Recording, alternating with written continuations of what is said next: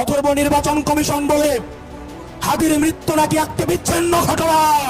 আমাদের দেশে যারা অস্থিতিশীল পরিবেশ তৈরি করতে চাচ্ছে, হাদি ভাইকে যারা হত্যা করেছে, নির্বাচন যারা বানচাল করতে চাইছে, দেশের পরিবেশকে যারা অস্থিতিশীল করতে চাইছে, সীমান্ত যারা আমাদের ভাইদেরকে বোনদেরকে মেরে ঝুলিয়ে রাখে, তাদের আশ্রয় এবং প্রশ্রয়দাতা পৃষ্ঠপোষকতা দিচ্ছে ভারত।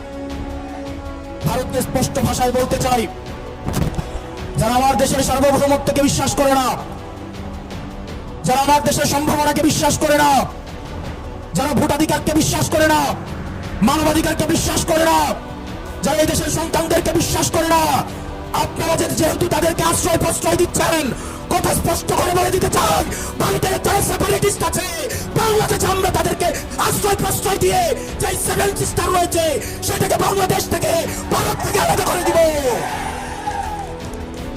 এই হাসিনার পৃষ্ঠপোষক স্পষ্ট ভাষায় তীরের আলোর মতো স্পষ্ট স্বচ্ছ, তাদেরকে ভারত অর্থ দিয়ে, তাদেরকে অস্ত্র দিয়ে, ট্রেনিং দিয়ে বাংলাদেশের বিরুদ্ধে তাদেরকে দাঁড় করিয়ে দিচ্ছে।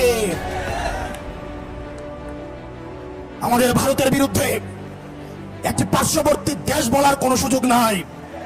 আপনার এই জমানে স্পষ্ট করতে হবে, এই বাংলাদেশকে ভারত একটা ফিলিস্তিন বানাইতে চায়।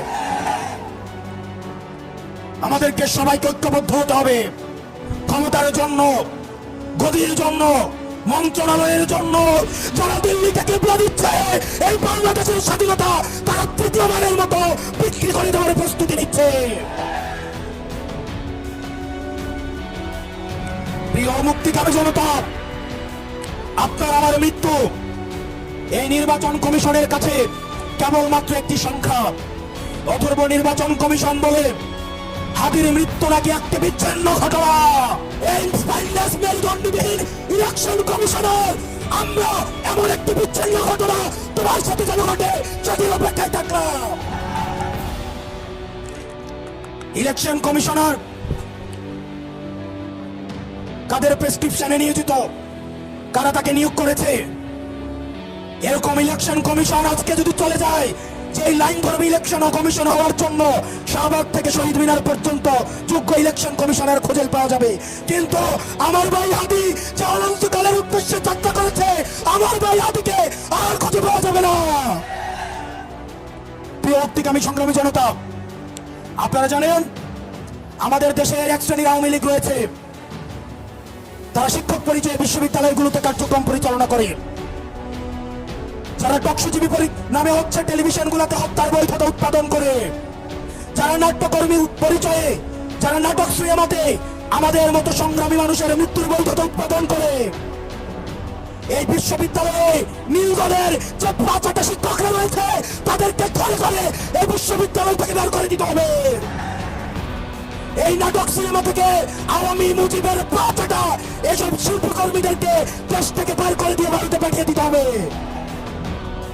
টকশোজীবীদের উদ্দেশ্যে এই ভারতীয় আধিপত্যের বৈধতা উৎপাদন যারা করছে, যেসব টকশোজীবীরা, আপনাদের তাদের এই ফ্যাসিস্টদের মানবাধিকারে আপনারা যারা বিশ্বাস করেন, তারা মুসলিমের মানবাধিকারে বিশ্বাস করে না। আর দিন শেষে আজকে এই বেদিতে আপনারা যারা বসেছেন আর যারা আসেন নাই, আপনাদের দুইজনকেই বলি, ক্ষমতার লোভে অন্ধ হয়েন না। আজকে যদি আমার বুকে গুলি লাগে, আমি জানি এই ধরনের একটা প্রোগ্রাম হবে, এসে বক্তৃতা দিবেন, তারপর চলে গিয়ে আবার হচ্ছে সিট নিয়ে নেগোসিয়েশন করবেন। অনেক দল রয়েছে, যেহেতু আরপিও সংশোধন হয়েছে, এখন অন্য দলের মার্কায় নির্বাচন করতে পারবে না বলে নিজের দলের মার্কা বিলীন করে দেওয়ার জন্য তারা রেডি হয়ে আছে। এগুলো দিয়ে জাতীয় ঐক্য হয় না। এসব জাতীয় ঐক্য আমরা কি?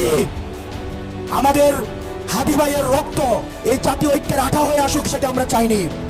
আপনারা যদি দেশের প্রশ্নে, সার্বভৌমত্বের প্রশ্নে, বাংলাদেশের প্রশ্নে দলীয় স্বার্থের ঊর্ধ্বে উঠে আমরা 1 আগস্ট, আমরা 3 আগস্ট 2024 সালে এই শহীদ মিনারের বেদিতে দাঁড়িয়ে যেভাবে আমরা ফ্যাসিবাদের বিলোপ এবং নতুন রাষ্ট্র ব্যবস্থা বিনির্মাণের যে আত্মসাৎ দাবি দিয়েছিলাম, আমাদের সেদিনের মতো আবার ঐক্যবদ্ধ হতে হবে।